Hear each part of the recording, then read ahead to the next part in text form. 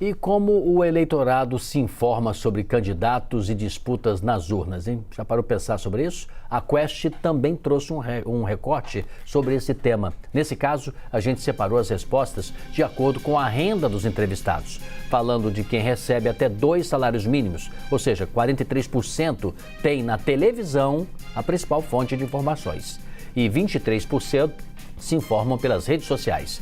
Quando falamos de quem recebe mais de 5 salários mínimos, a proporção é outra. 33% se informam pela TV e 32% pelas redes sociais. A gente percebe, então, praticamente um empate técnico aí entre as duas possibilidades. Quem vai desempatar agora é o Gustavo Uribe. Uribe, afinal de contas, a TV ainda tem um papel importantíssimo nessa informação, porque, apesar de todos os ataques ao jornalismo, a gente sabe que a credibilidade e quem tem compromisso com o fato é o jornalismo profissional. É o jornalismo profissional que sempre traz as informações apuradas, checadas, rechecadas e reapuradas para todos vocês. A gente observa que o eleitorado de mais de 5 salários mínimos tem acesso mais às redes sociais por terem mais dinheiro para comprar aplicativos, celulares, tablets e próprios computadores. E também eles acabam sendo mais eleitores de Jair Bolsonaro. É o oposto daquele eleitorado que se informa mais na televisão, que é o eleitorado onde há grande vantagem para o ex-presidente Luiz Inácio Lula da Silva.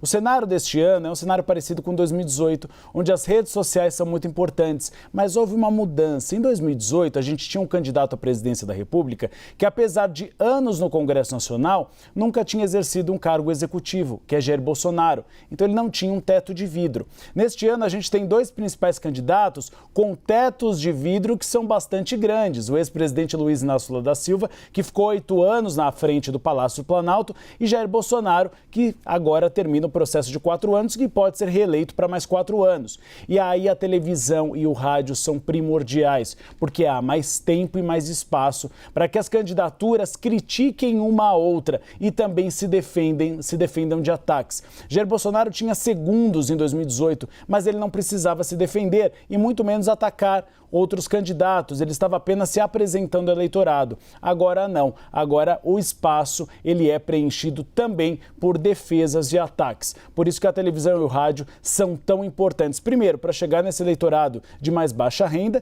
que não tem acesso, por exemplo, à internet ou não tem acesso a celulares e a computadores, e também para que os candidatos tenham espaço para se defenderem de críticas.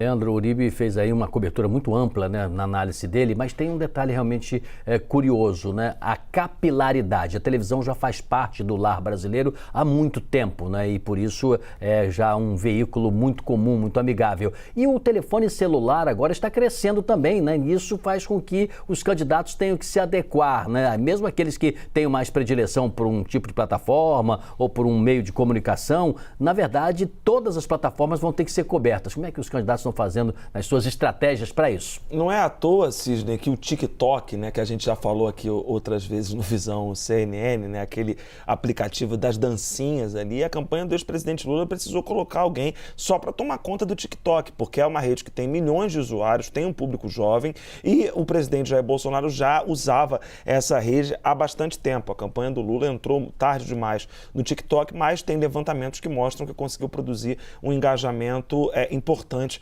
naquela rede social. Então, redes sociais, o Uribe estava um pouco nessa linha, vou pegar daí, né? Mas não dá para dizer que elas são uma novidade mais, né? Elas estão no radar, na vida de todo mundo e não se faz mais uma campanha política só daquele jeitão tradicional, de colocar gente panfletando na rua, bandeirando, fazer comício e gravar programa para a televisão, para o horário eleitoral gratuito, para as inserções, né? Isso não dá mais certo. Então, por isso que os candidatos investem em propagandas pagas no YouTube, por exemplo, aquela propagandinha ali de 5 segundos, que quem quer ouvir uma música, assistir um vídeo precisa pular, são inúmeros os candidatos que colocaram propaganda por lá, colocaram propaganda no Facebook, no Instagram, no Twitter, tudo dentro de regras que o Tribunal Superior Eleitoral também precisou estabelecer, né? O Ciro Gomes, por exemplo, o candidato que tem uma presença importante nas redes sociais, é um dos que mais gasta com esse tipo de publicidade. Lula e Bolsonaro, da mesma forma, estão ali também tentando trazer trazer esses eleitores das redes, transformar eles em eleitores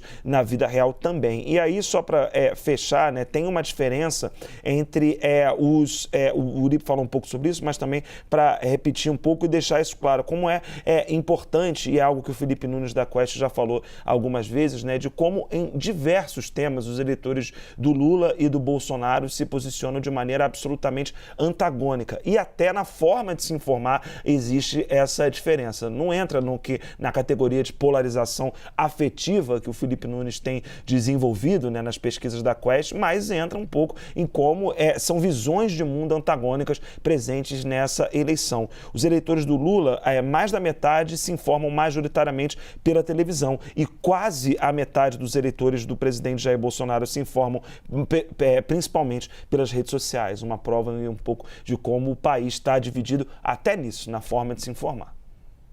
Certo, muito obrigada, Leandro Rezende.